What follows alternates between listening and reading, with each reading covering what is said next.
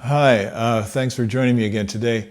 We're looking at some of the flexibility, lip flexibilities for trumpet by Nathan Ost. This is from volume 2. I did one episode so far, and I'm going to attempt to move forward in this book for a little while. This is number 4, and this is an interesting one. I'm just going to go ahead and play it. It looks hard. And we'll talk about that in a second, but let's see if I can get through this one.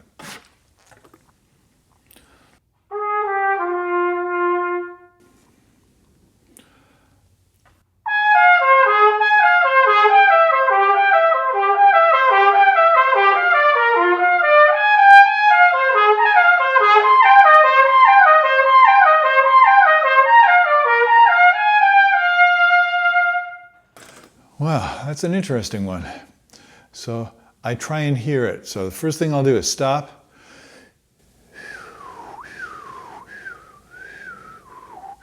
I try and hear the chords.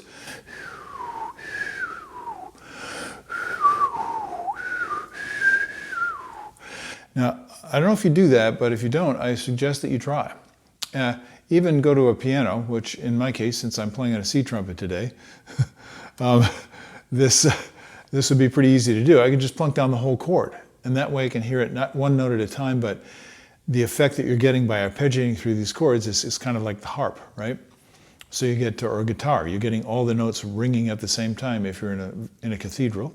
I could tell you about some experiences I've had auditioning in very reverberant spaces, but I'm not going to get into that right now. What makes this difficult? Why did I think it was going to be hard? Well, obviously, one of the things is it starts on an A flat. For me, it's an A flat concert.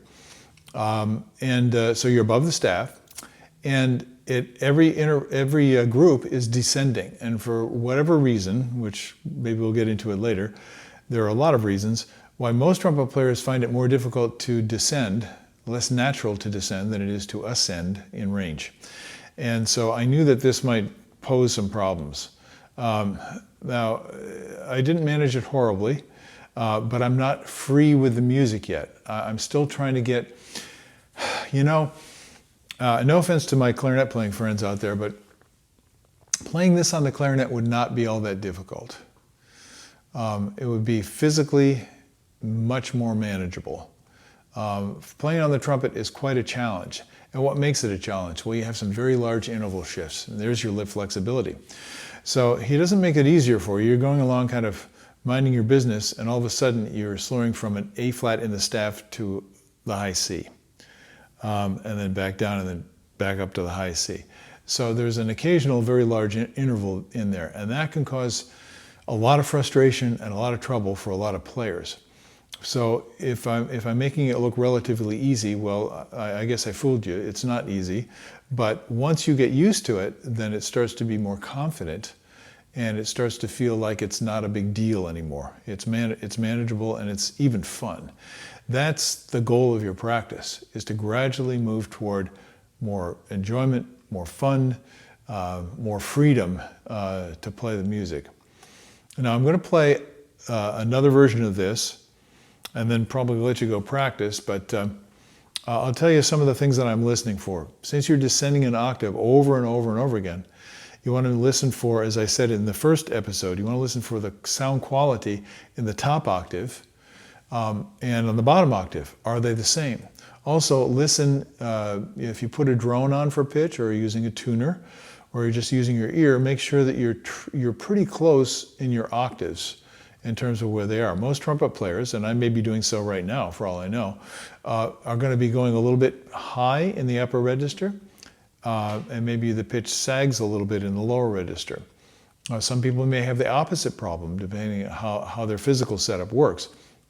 But those octaves need to be in tune, even though there are notes in between. So I'm going to play the one starting on B flat. Let's see how this goes.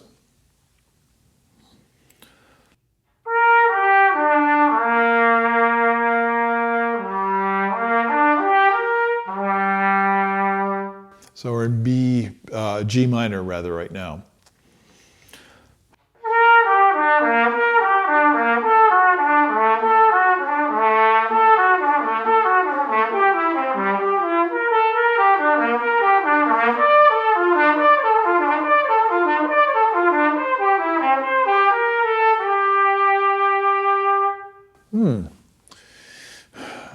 little trick. Sometimes we're trying too hard to push the air, and we need to keep the air moving, but we start to drive the air a little bit, and it's very difficult to feel when we're doing that. Most trumpet players are doing that quite a bit. So one thing I do in order to get over that is I want the feeling in the low register. The air releases very easily. And I want the feeling in the upper register that the air releases very easily. So as I go down these octaves,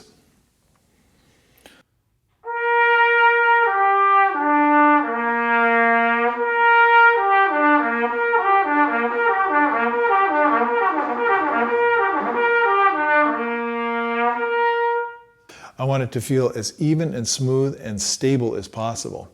Now, most of you, based on my experience teaching for a long, long time, most of you are going to probably go dee-da-da-da, dee-da-da-da, dee-da-da-da, dee-da. So you kick the upper note to make sure that you get it. If you're playing well, it should feel like you're playing one continuous note. Now, that's easy for me to say, but since I experience that on a regular basis, I know that it's the right way to play, and I know how difficult it is to get there. So I hope that you can be inspired to at least try. It starts with listening and enjoying the quality of your sound. So if you like your sound, if you like the sound of your voice, keep the voice even, as I said before, all the way through, and listen especially between the octaves.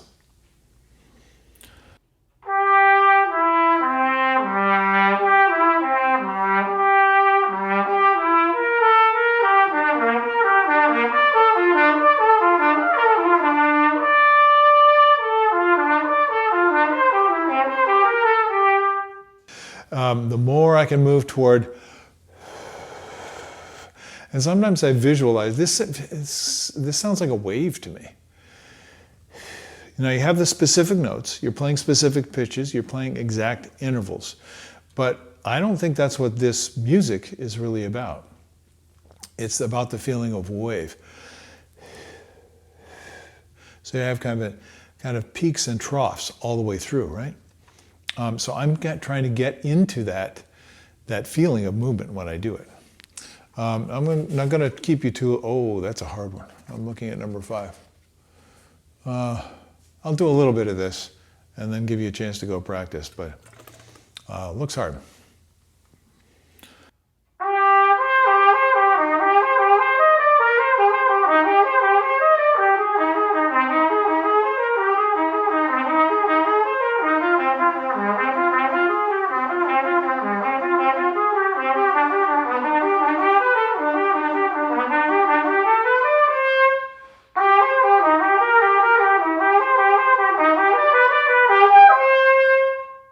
Well, that wasn't too bad.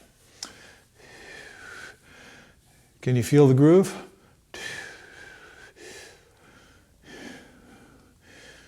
And you notice how 4 bars, 2 bars, 2 bars, then you're changing key. You see how you're starting to notice the pattern here? Listen to it.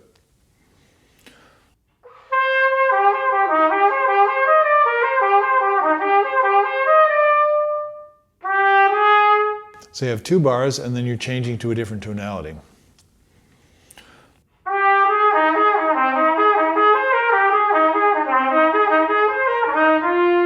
And then again. So that's pretty easy to hear, I think. That's one thing I like about these. You have these repetitive patterns. So when you get a little sticky on some of this, maybe there's fingering issues or lip slur issues or whatever's giving you trouble, you can just loop the 2-bar figure until it starts to loosen up. Some of these are going to feel more difficult than others. For example, the 3rd line on number 5. So now we have a lot of that 3rd finger stuff.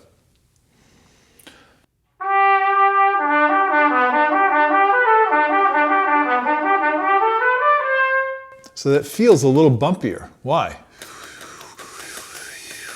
Well, the 3rd and 1st valve are opening and closing rather rapidly, and the horn tends to bounce around a lot when I'm doing this, so I'm going to try and stabilize it.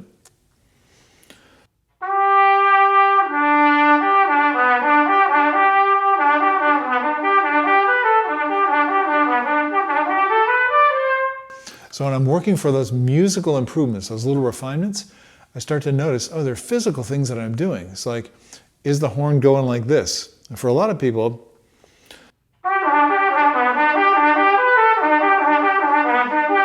there's going to be a lot of bouncing around. The mouthpiece pressure can be changing, it can be moving around on your face, you can be moving your head. And so if you want this to feel like one note, go for that feeling of sustaining one note, even sustaining one note that's leading someplace, because this always is. That's why I like these. Another reason why I like these is because you have a harmonic context and then it modulates to another one. So you're always going someplace. I'm going to try that again.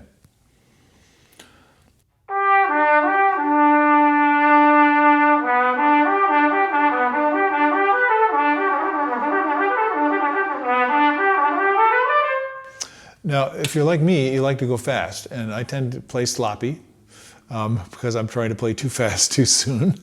Or as in the first episode, I couldn't see what I was doing, so that makes for pretty good sloppiness when you're trying to read music.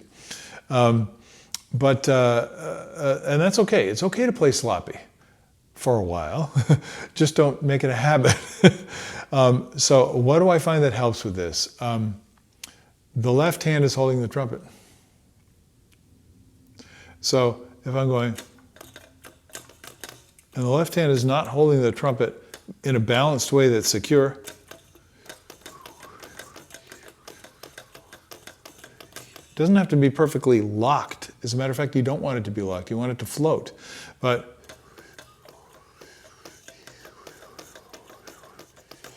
you don't want it to be pulling the mouthpiece all over your face. So that particular spot, you start to notice these little physical things. If you concentrate on the quality of the sound and the quality of the line, the evenness of and continuity of the flow between the notes, that sense of going somewhere that I talked about before, the sense of fluidity and connection, and you're listening for you have a musical intention, then you start to notice the physical things that we all do that are going to degrade the quality of what we're doing musically. And just keeping that in mind, go for the musical quality and then relax and see if you can maintain that musical quality. Don't just keep pounding away mindlessly. It's very easy to do that, especially when you get into drills like this. You learn it and then you just go through it and you're not really engaged. So go after it. Go after the quality. It's worthwhile. People will appreciate it, and if you play at a very high level of quality, you get to play with other players who are great players. So that's a worthwhile goal right there. So I hope some of this inspires you to go spend a little time doing these simple things. By the way, you can play them very slowly, you can play them very fast, you can play them, as I've said before, with articulation and all dynamics, changing dynamics every other note if you want to drive yourself crazy, or doing gradual crescendi and decrescendi. One thing I like to do, and I'm not going to demonstrate it now because I'll clip the microphone, is to play at full orchestral forte with a Dolce sound quality. Maybe I'll do that later if on an excerpt or something, because that's one of my students asked me to do a video on Scriabin poem of ecstasy, so that would be a perfect example. So if I'll indulge myself in this. Just give me a second. I'm going to try and play double forte and see if I can actually put it on the tape. Double forte Dolce.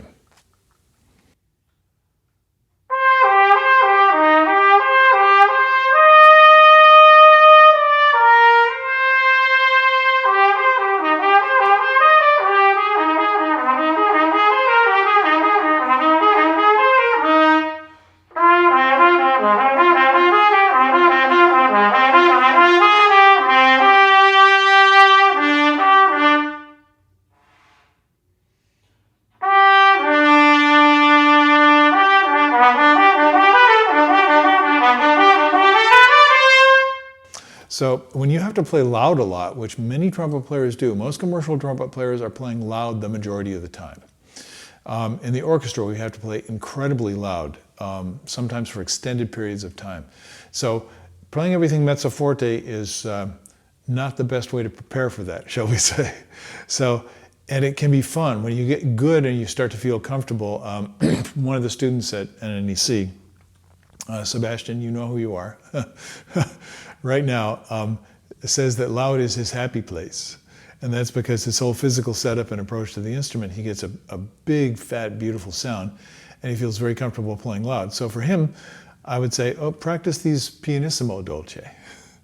Oh, but loud is my happy place. Yeah, that's right. Do that and have fun with it, and then challenge yourself a little bit. So I hope some of these tips are going to be helpful to you. And if you get this book, I think you're going to find it very enjoyable. I'll see you later on when you have some extra time. Bye-bye.